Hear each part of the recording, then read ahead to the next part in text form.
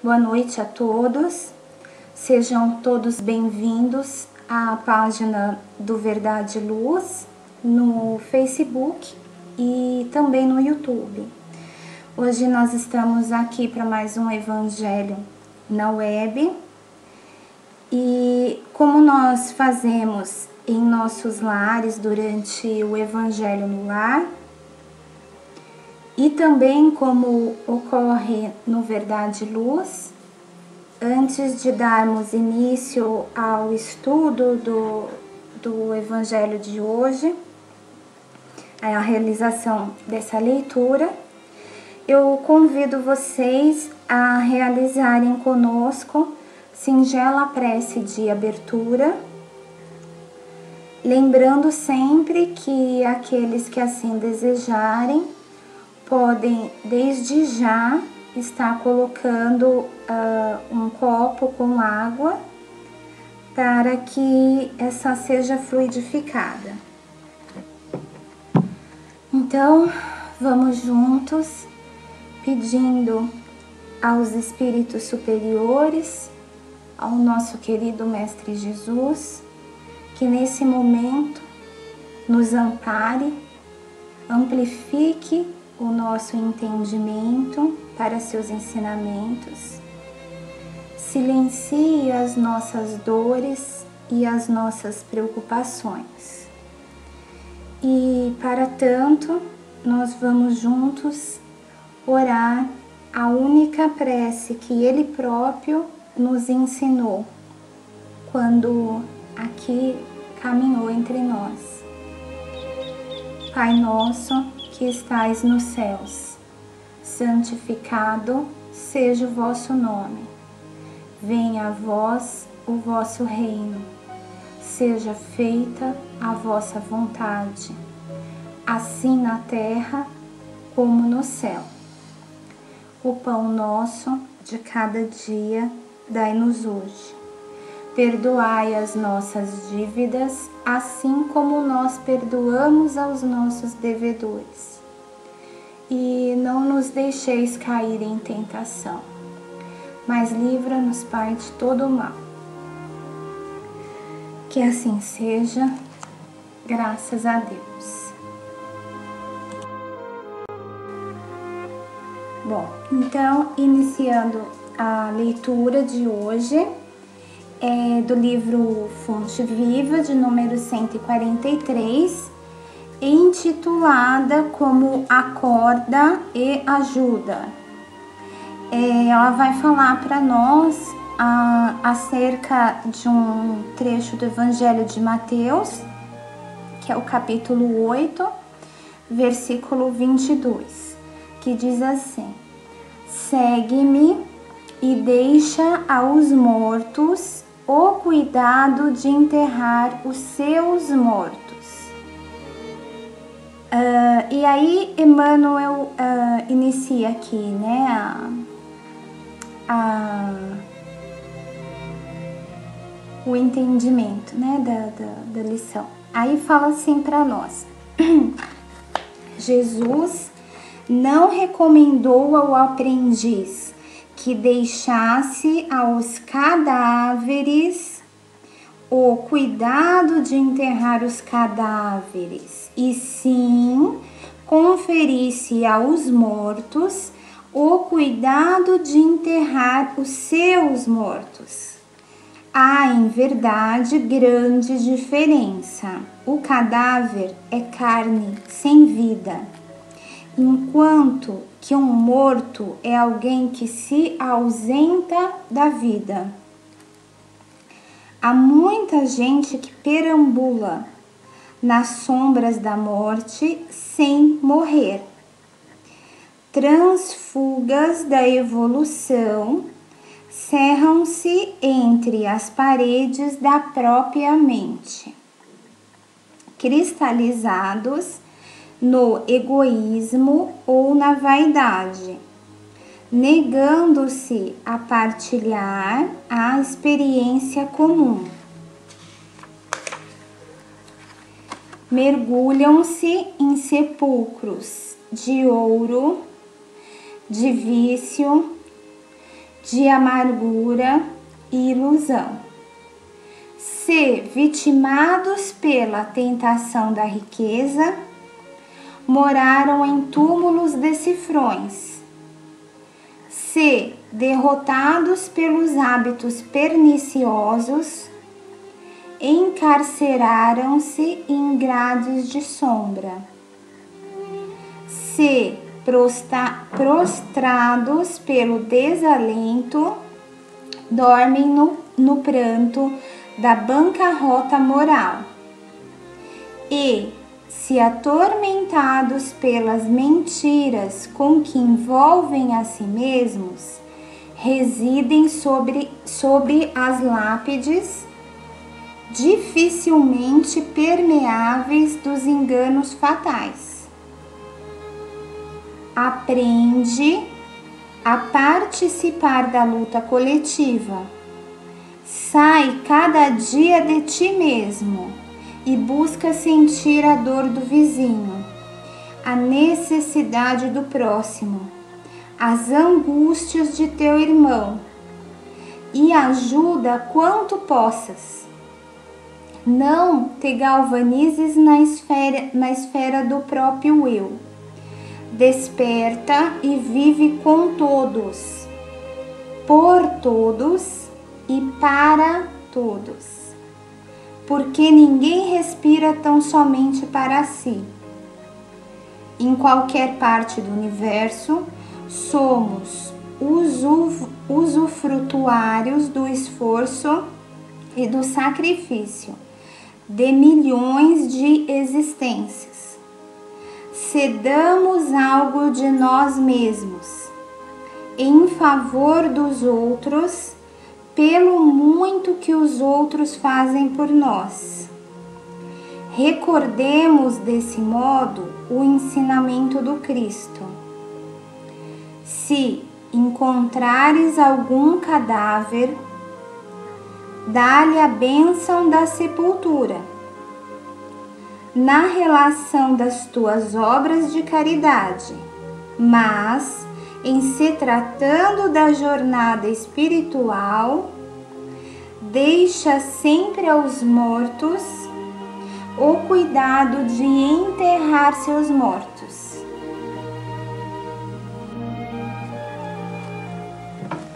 Bom, amigos, então vamos aí pensar um pouquinho, né, juntos acerca das palavras do Emmanuel.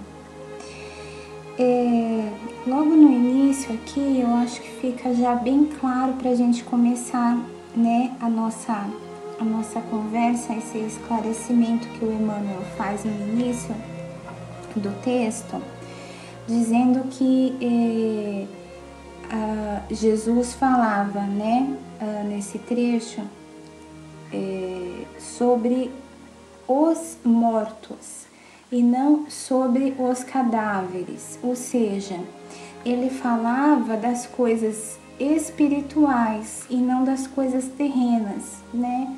Porque a matéria é deste local, né? E aí nos faz menção a toda a questão material. E diferentemente dos mortos, em que a gente pode dar uma conotação espiritual. Então, o que significa isso, né?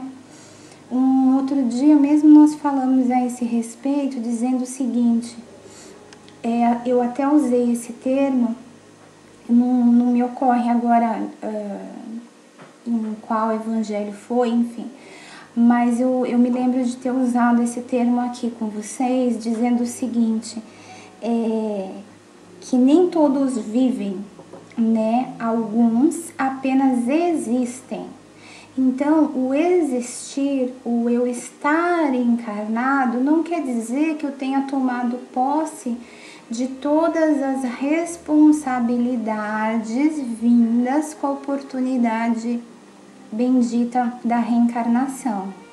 Muitas vezes, a gente sabe que a matéria, né, no momento aí da reencarnação, para a maioria de nós, né, espíritos assim, ainda grosseiros, né? Assim, né? Não estamos depurados o suficiente. Então, para nós a experiência se torna complicada e difícil no sentido de que a matéria passa a exercer influência sobre nós muito mais do que o que deveria ser. Deveria o espírito influenciar na matéria. Por quê? Porque as provas, em sua maioria, das quais nós reclamamos hoje, os encontros, em sua grande maioria, dos quais nós nos arrependemos hoje, as uniões que muitas vezes são desfeitas, os filhos que muitas vezes não são aceitos ou não aceitam, né, seus pais, e todas essas relações, esses laços muito estreitos, eles são combinados de antemão na espiritualidade, por nós mesmos, com o nosso próprio aval. Então, lá cheio de disposição, né, para recomeçar e com uma lucidez diferenciada a que nós conseguimos alcançar quando estamos na Terra, a gente se propõe a mundos e fundos, né? Às vezes até um mentor vai lá e chama atenção, olha, calma, vamos devagar, né? Melhor da gente deixar isso para depois, né?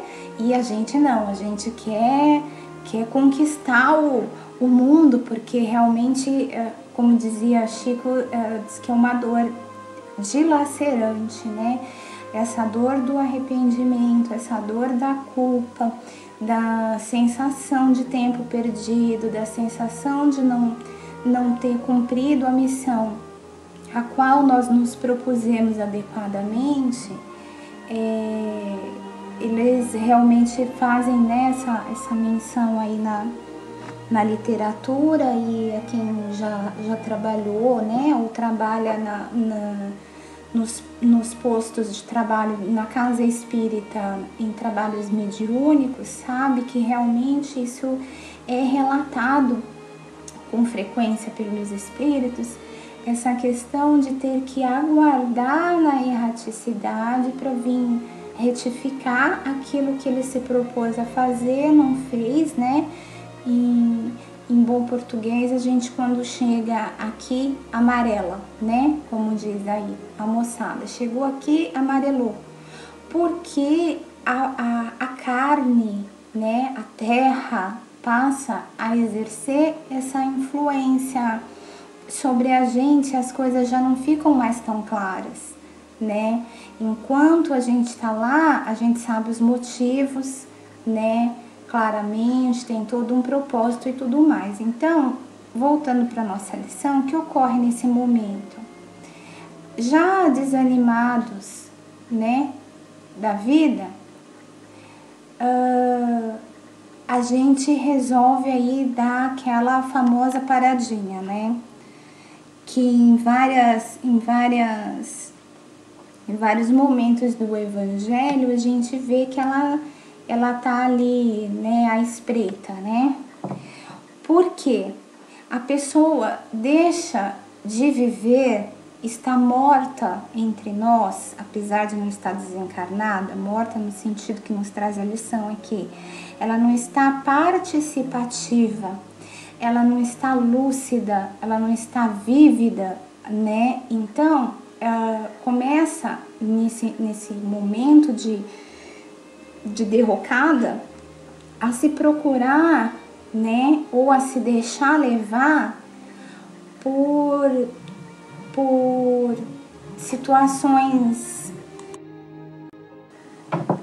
Bom, aí ele vem nos dizendo assim, né, cerram-se nas paredes da própria mente. Então, e segue aqui nos dando exemplos do que nos faz chegar aí nesse momento, né, de derrota, vamos dizer assim, né, de deixar de existir, né. Então, Aí ele fala aqui dos vícios, né, do egoísmo, da amargura, da desilusão, do desalento, enfim, dá uma série de exemplos. Por quê? Porque às vezes esse fato que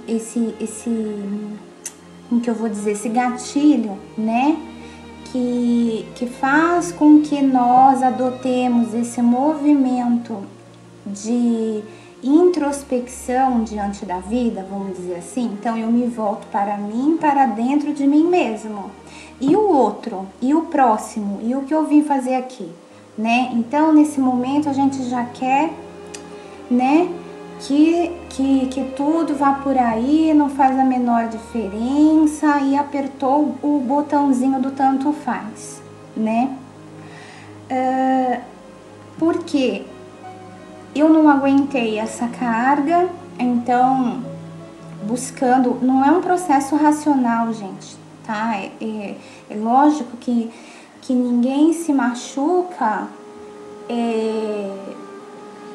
deliberadamente, né? Por vontade própria.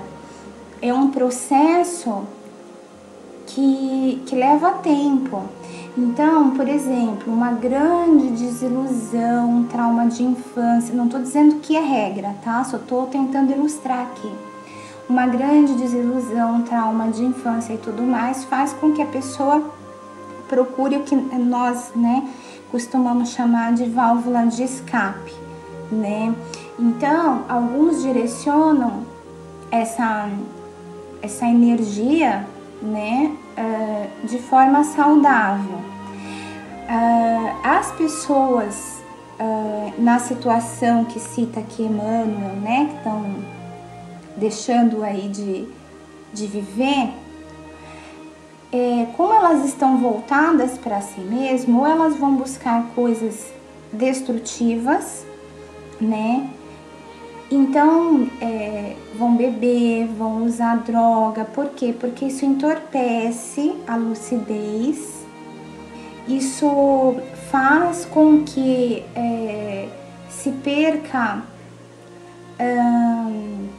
a sensação de peso da responsabilidade, porque ainda que nós sejamos abençoados, né, com o véu do esquecimento, ainda assim, através de intuição, né, como alguns conhecem, né, por esse nome, é aquela sensaçãozinha que fica ali dentro, incomodando a gente, falando que tá errado, não é assim. Então, se você não obedece essa sensação é a sua alma, né, falando para você, se mexe, não é isso, né? Então, aquilo causa uma sensação de debate dentro de si mesmo. É como se a gente tivesse um tigre dentro do corpo. Então, aquilo realmente machuca, aquilo realmente dói. E sem querer entender, né, o fator psicológico, o fator espiritual, tudo isso, simplesmente quero resolver o problema porque eu sou aqui um encarnado, né, ser humano encarnado imediatista, eu não quero saber, eu quero que tire daqui, pronto, acabou. Então, é natural que se vá buscar em outras formas a saída para essas sensações desagradáveis. A pessoa se nega a ir adiante, né? E, por outro lado, às vezes o fato passa a ser a razão. De que forma? Vou tentar explicar. Sem querer, por conta do meu pretérito aí, né, da minha carga passada, eu desenvolvi, sei lá, uma animosidade aí com uma pessoa, né, com um companheiro com o qual eu tenho que conviver agora, ou despretensiosamente eu experimentei da bebida alcoólica, não porque eu não gosto da minha vida, o sonho da minha vida é ser um alcoólatra. Pera aí que eu vou parar aqui nesse bar aqui, vou encher a cara e a partir de hoje eu vou cair todos os dias. Não é isso. É aquela situação a qual todos nós fomos apresentados um dia, né? Então, às vezes é uma reunião de negócio, às vezes é um almoço, uma reunião de família, um aniversário, onde tem um licor, onde tem uma cerveja ou qualquer outra bebida aí que seja, não importa. E a pessoa experimenta, só que geneticamente ela está comprometida, porque isso vem já de outras vidas. Então, isso faz a falta de controle, de sufocar o pretérito, faz com que ela caia no vício. E não veja a diferença do primeiro exemplo que eu dei, ok? A pessoa não estava bem, ela nada tinha, ela adquiriu a partir daquele momento. E assim se dá todas as outras coisas. Às vezes, a pessoa não se tranca ali de propósito, eu vou ficar aqui porque, sei lá, eu tenho medo de sequestro. Eu sei que é uma história mais esdrúxula do que a outra que eu conto pra vocês, mas é porque é facinho pra gente compreender, né? Então eu tô lá trancadinha na minha casa, eu não quero sair, eu não quero ter contato porque eu tenho medo de sei lá, de conviver, do outro me machucar, de ser roubada, de ser isso, de ser aquilo. Ou então alguém em algum momento me traiu ou me roubou, me traiu no sentido, não precisa ser amoroso, tá? Pode ser um sócio, um amigo, alguma coisa. Aquilo causa em mim uma mágoa tão profunda, né? E a partir daquele momento eu não quero mais conviver com ninguém. Então, ser humano nenhum pra mim presta, eu prefiro bicho do que gente, né? Quem nunca escutou essa famosa e célebre frase, né? Perdão. Então, são várias as variáveis, as matizes entre uma ponta e outra desse acontecimento aqui que pode ocorrer conosco, certo? O que é importante dentro desses inúmeros exemplos aqui que o Emmanuel nos deu é entender o que vem depois, né? Porque veja que Jesus disse o seguinte: deixa aos mortos o cuidado de enterrar os seus mortos, né? Então, aprende a participar da luta coletiva. Sai cada dia de ti mesmo. Gente, isso é super verdadeiro. Você quer ter assim, mas eu não tenho ninguém para me puxar a orelha, né? Eu queria que o meu anjo da guarda aqui, que o meu mentor falasse comigo, igual a gente faz com o filhinho da gente lá em casa, né? Aí a gente tá lá com a criança, aí o fulaninho vai lá e põe o dedo na tomada. Aí a mamãe do fulaninho fala assim: fulaninho, não põe o dedo na tomada. A mãe vai brigar com você, vai te colocar de castigo. Olha lá o outro como tá quietinho, você tá vendo? Foi sem querer que ele ficou daquele jeito, a casa dele pegou fogo, ele ficou ali daquele jeito. Era isso que a gente queria, o tempo todo. Gente, isso não vai acontecer, tá? O mentor pode até falar com a gente, o anjo da guarda pode até falar com a gente, quem a pessoa entender que é aí o responsável, né, espiritualmente falando, pode até falar com a gente. Mas acontece o seguinte: se diferentemente da matéria, que a mãe tem que sim ir lá ficar de olho no seu bebê, né? Do ponto de vista espiritual, que mérito vai ter nessa criança Se toda hora o anjo da guarda vier lá e falar, ô fulaninho, não é assim fulaninho, é assado fulaninho, ele não vai ter mérito, ele é simplesmente um eco do outro, uma extensão do outro. Eu obedecer não quer dizer que eu sinta o que eu queira, é obedecer, é outra situação, percebe? Então, por isso que cada um tem que consertar a sua bancarrota aqui, né? E é por isso que a gente não escuta. Agora, você quer ver um jeito ótimo de você escutar isso? E eu tô falando isso de experiência própria, tá? Fique claro que é de experiência própria. Quando a gente atende esse chamado aqui do que fala, que o Emmanuel nos fala, né? Então, sai cada dia de ti mesmo e busca sentir a dor do seu vizinho, a necessidade do próximo, a angústia do teu irmão e ajuda o quanto possas.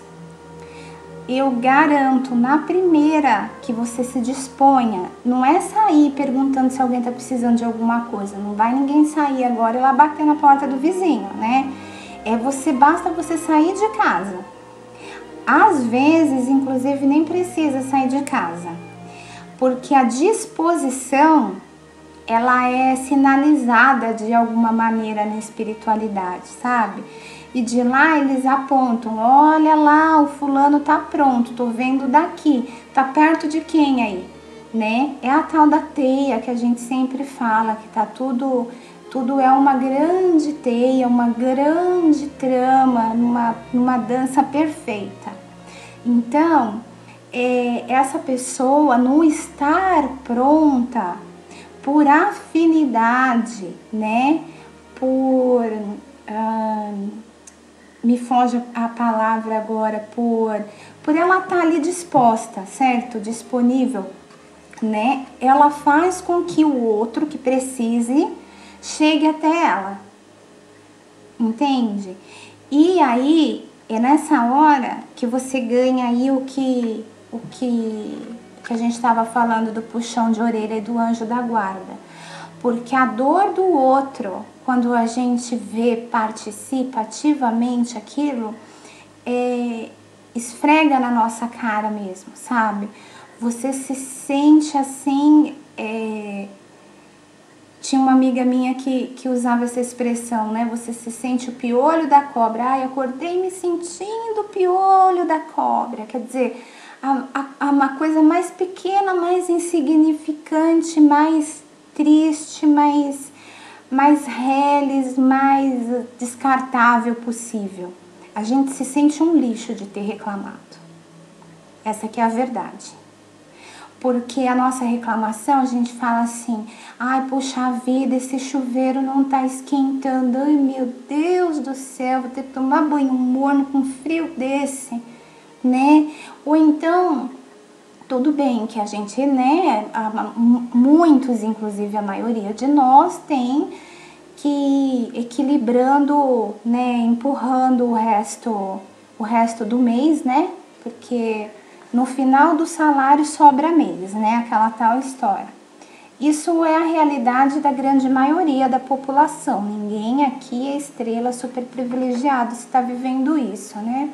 Isso é realmente o cenário nosso, enfim, econômico, né? Do momento, que não vem ao caso a gente mencionar. A grande maioria tem essas limitações. Obviamente que para nós espíritas, né, há explicações além, porque também entre nós tem pessoas que não estão sentindo, né? Então aí a criatura vai lá e reclama porque eu tô sempre com, sei lá, tô sempre com 2 contas de luz, né, para pagar. Então, a hora que vence a segunda eu pago a anterior, a hora que vence a segunda eu pago a anterior. A maioria, né? Desculpa. E aí, quando você sai nessa luta aí, que tá falando nossa lição de hoje, nossa leiturinha de hoje, você vê que na casa do outro, ele não tem luz. E ele não tá reclamando do chuveiro do chuveiro que não esquenta, sabe? Ele não tá preocupado com uma conta, com o pagamento de uma conta em detrimento do pagamento de outra conta, porque simplesmente ele não tem conta nenhuma. Para a sociedade, ele já deixou de existir há muito tempo.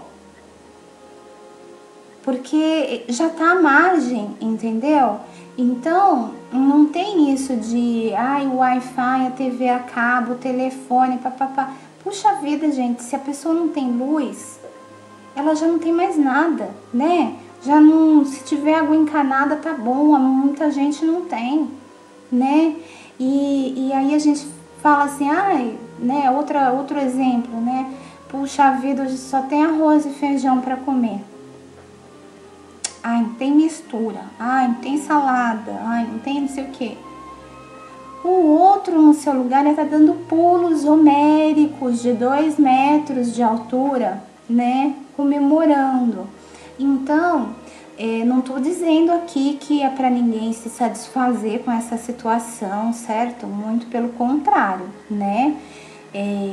Quando a gente está nessa situação, pode ser, né, muitas vezes sim, um karma irremediável, mas na grande maioria das vezes sou eu que não me esforço o suficiente. Então, de repente, se eu trabalhar algumas horas a mais, pode ser que eu dê conta do meu recado, né? Mas o que eu quero dizer, perdão, é o seguinte, o que ele nos coloca, né?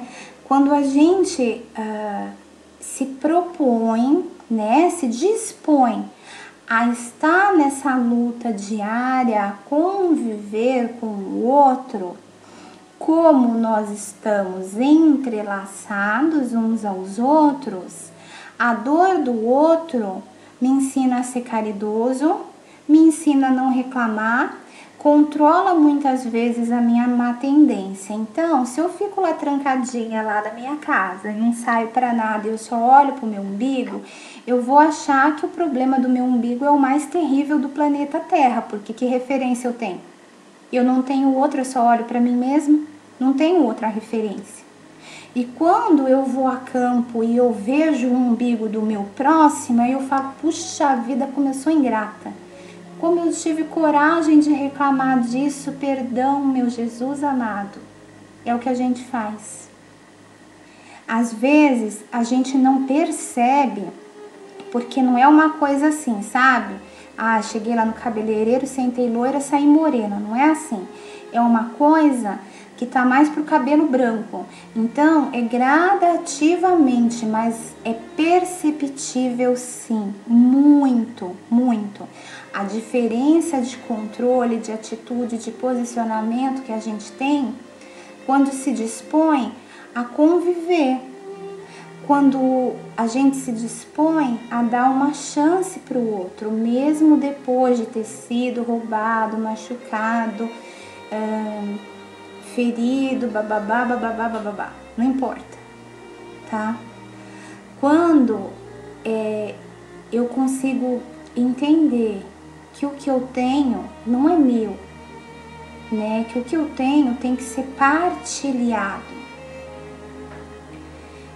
Não é para sair assim por aí, vou sair por aí doando tudo que eu tenho, não é isso. É tudo que eu tenho, não é só no sentido material.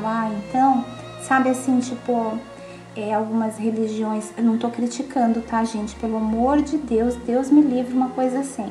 Mas dando como exemplo, em algumas religiões que interpretaram lá na Bíblia, nos evangelhos de uma outra forma, e entenderam que a 10ª parte lá tem que ser dada e coisa e tal, né? Então, só que não é só no sentido material. Às vezes, por exemplo, eu sou um advogado, certo? Então, olha já como eu tô bem, né? Deus, na sua generosidade, me permitiu conhecimento, me permitiu estudar, me permitiu me formar. A gente sabe que não é uma coisa fácil. Dependendo da região que tiver inserida essa pessoa, dependendo do sexo dessa pessoa, cada vez agrava mais e cada vez o presente se torna maior. Então, eu tenho sim que partilhar isso com o meu irmão. Ah, eu vou trabalhar de graça às 24 horas do dia e não vou comer? Não, não. Você vai lá pro seu serviço, vai fazer, né, suas coisinhas lá, tudo certinho, bonitinho, todo mundo tem compromisso, tem conta para pagar. Só que isso não impede de eu dividir o meu conhecimento com o meu irmão que necessita desse conhecimento, que não teve acesso ao estudo, que não tem acesso a um profissional do meu nível técnico, seja ali qual que for, né? E isso não me deixa mais pobre, percebe? Então, são várias maneiras que a gente tem de se envolver, né? De entender, de dividir, de não acumular coisas, né, para nós mesmos. E aí, nisso que ele diz, né, cedamos algo de nós mesmos em favor dos outros, pelo muito que os outros fazem por nós. Aqui, gente, um pouquinho mais acima, perdão, a minha voz hoje tá péssima, porque realmente essa mudança de tempo, eu tô um pouco resfriada, peço desculpas. Mas, continuando, quando ele diz assim, somos usufrutuários do esforço e do sacrifício de milhões de existências, né? Eu não vou lembrar realmente quem foi a pessoa que disse e não estava inserida essa frase no conteúdo espírita, não. Eu realmente não sei dizer agora. Mas a pessoa colocou, né, essa situação da seguinte maneira: muitos dos que lutam por um direito, né, curiosamente são os que não usufruem desse direito. Então, é assim, por exemplo, para nós que somos afrodescendentes, desculpa, quantos morreram, né, deram a vida literalmente em nome da causa da abolição. Se esses não o tivessem feito, eu mesma, voluntária que falo aqui com vocês, seria escrava ainda. Porque poucos de nós aqui, né, no nosso país não tem essa descendência, né? É uma pátria que a todos acolhe, que recebeu pessoas, né, do mundo inteiro e muitos navios negreiros, né? Então, eu não estaria aqui agora usufruindo da minha liberdade, certo? Se eu não estivesse usufruindo da liberdade que me deram os meus antepassados, que morreram para me libertar. No dia agora passado, o Dia das Mulheres, né? A gente estava até comentando sobre isso, né? Quantas foram massacradas, foram mortas, foram assassinadas, quantas sofreram, deram a vida, deixaram seus filhos, tiveram que abandonar ali o contexto que elas se encontravam para fazer a diferença e fazer aquela mudança, né? Enquanto mulher, eu também não poderia estar aqui falando para vocês, dependendo da época ou da nossa localização geográfica. Então, a gente é abençoado com a luta do outro diariamente. tá? Eu dei 2 exemplos mais fáceis que me vieram, né, à cabeça, mas a gente podia ficar aqui muito mais tempo discutindo acerca de direitos políticos, sociais, religiosos, né, étnicos, raciais e mais uma série de outras coisas. Só que eu acho que é o suficiente para entender, certo? Tanto que durante muito tempo, a gente não podia falar que era espírita. Era uma coisa terrível. Era tido como bruxa, sabe? São bruxos, são feiticeiros, são isso, são aquilo. Muita gente virava cara, né? E uma série de outras coisas que a gente iria aí por aí, né, noite adentro, discutindo esses fatores. Então, se eu tô aqui hoje, apesar da descendência liberta, apesar do sexo liberta, apesar da religião liberta, foi porque outros antes de mim me proporcionaram isso. Então, eu não tô falando para ninguém sair aí, né, assim, sem lógica, sem critério, aí vou me engajar aqui na primeira coisa que aparecer, primeira causa que aparecer. Não é isso. Mas que nós temos, vamos dizer assim, entre aspas, eu pelo menos penso assim, o dever de retribuir a esses que já foram através dos que estão vindo. Então, sempre que eu particularmente, isso é um mecanismo, uma ferramenta da minha reforma íntima, né? Eu tive um relacionamento muito estreito com a minha avó, né? Sempre tive. E a minha avó veio desencarnar, né? Já há algum tempo. E dali em diante, mas foi uma coisa assim que não foi procurado nem pensado, gente. É uma coisa que é sentida quando a gente se importa, né, com a pessoa. Porque, veja, eu posso esconder um fato do meu filho, posso esconder um fato da minha mãe, posso esconder um fato do meu marido que estão encarnados aqui junto comigo, né? Mas eu não posso esconder um fato dela. Como é que eu vou saber se ela tá vendo ou se não tá vendo? Quando acabou, assim, este momento, essa jornada, né? Quando findou essa tarefa dela comigo, né? Em que estávamos nós duas aqui, né? Nessas condições, avó e neta, neta e avó, eu parei para pensar e eu sempre tive um amor absurdo, né? Mas salvo essa questão do amor, eu fiquei olhando para a vida dela e falei, meu Deus do céu, que privilégio, que mulher incrível, maravilhosa. O que ela deixou da vida dela, né? Qual o legado dela? Qual a semente que ela deixou? Porque a gente sempre deixa alguma coisa boa, ruim, mas deixa, né? E não encontrando uma resposta numa condição material, porque ela nunca teve posses e coisas assim, para falar, deixei uma empresa para os meus netos, agora estão tocando a minha multinacional, o meu legado. Nunca teve isso.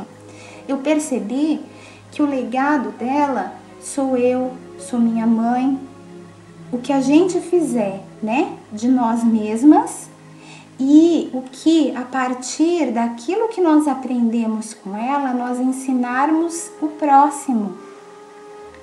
E eu sinto assim, desde o dia que ela partiu, foi antes de mim, retornou à pátria espiritual. E então, por me importar, eu quero fazer o que ela me ensinou. Eu quero mostrar que eu aprendi para que ela saiba lá na espiritualidade que o tempo que ela perdeu comigo, me educando, me alimentando, me cuidando quando eu estava doente de mim, da minha mãe, do meu avô, até dos meus filhos, né, que houve esse tempo, né, na misericórdia de Deus, ela chegou a ser bisavó. Deus foi muito generoso conosco, conheceu os 2 netos.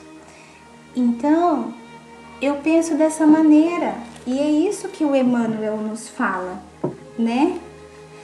E que dessa forma nós recordemos o ensinamento de Cristo, né? Em se tratando de jornada espiritual, deixe sempre aos mortos o cuidado de enterrar seus mortos. Então, cabe a nós, nesse sentido, né? Deixar aí o que é ruim e fazer nascer o novo. Sermos gratos, não é a uma pessoa, percebe? É como eu não me preocupo simplesmente porque é ela. Não é isso. Eu me preocupo em passar adiante, porque é uma maneira deles viverem e serem valorizados ainda entre nós, apesar de já estarem no plano espiritual, né? Então eu valorizo a minha liberdade, eu valorizo a minha educação, eu valorizo tudo que eu recebi dos outros, passando adiante. É uma lição muito bonita, muito bela e sempre aquilo que eu falo, sempre aos poucos, né? Não vamos achar que nós não temos condições de fazer, né? Que nós não estamos em condição de X coisa, de Y coisa, é pouco tempo, é muito tempo. Não importa, a gente sempre pode fazer alguma coisa. Começa pensando, né, dentro da gente mesmo, a gente começa imaginando, e essa atitude mental prepara a gente para receber da espiritualidade a oportunidade de exercer e de verdadeiramente viver. Que viver pode ser dolorido, muitas vezes pode ser arriscado, perigoso, o que a pessoa quiser que seja, pode ser. Mas mesmo assim, é uma oportunidade única. A gente não sabe quanto tempo tem, a gente não sabe quando vai poder voltar. Então, vamos aproveitar da melhor maneira possível, né? Bom, muito obrigada a cada um de vocês. Boa noite. Para encerrar, eu convido vocês mais uma vez a elevar o pensamento ao Mestre Jesus em agradecimento por esse encontro, pela oportunidade de aprendizado, de elevação espiritual. Então vamos agradecer ao Mestre querido. Muito obrigada pela oportunidade bendita de trabalho. Muito obrigada pelos amigos espirituais, por todos os mentores das tarefas evangelizadoras que vêm ao nosso encontro nesse momento do Evangelho. Vamos pedindo nesse momento pela nossa água, que ela possa ser fluidificada pelos maravilhosos amigos, pela presença psíquica de Jesus Cristo entre nós. Mestre querido, que cada um receba como as suas obras, como o seu merecimento, aquilo que lhe for necessário. Muito obrigada. Uma boa semana a todos. Que assim seja. Graças a Deus.